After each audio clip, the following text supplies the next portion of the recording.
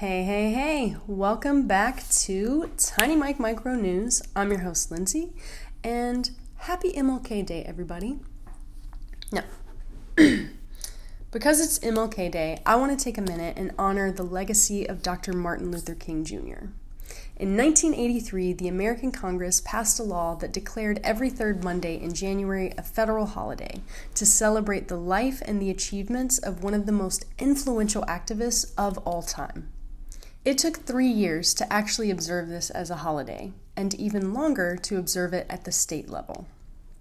I want to share a really great quote of Dr. King's that's inspired me to do a little of my own research today. And the quote is this: "Large segments of white society are more concerned about the tranquility in the status quo than about justice, equality, and humanity." That quote encapsulates white privilege, and white privilege becomes white supremacy. And we all saw what white supremacy looks like on January 6th when there was a Confederate flag in the nation's capital.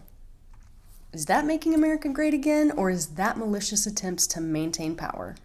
And don't think for a moment that the far-right, vocally racists that stormed the Capitol are the only ones upholding white supremacy. Swaths of white liberals conveniently like to forget that Dr. King was so much more than a handful of snippets about peace and nonviolence.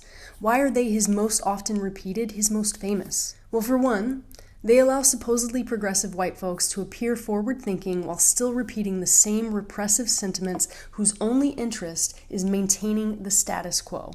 Today, Dr. King is so highly regarded and so widely known because he had the courage and the conviction to pursue radical change.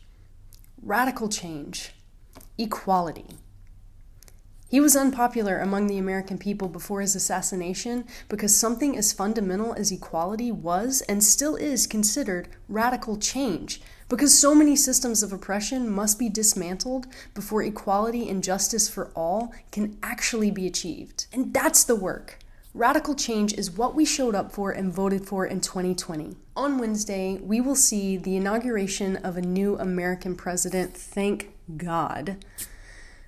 But I don't think this is a magic pill and everything is suddenly going to be okay and be better. I think this is the beginning of creating lasting change for our abused, exploited, and marginalized populations.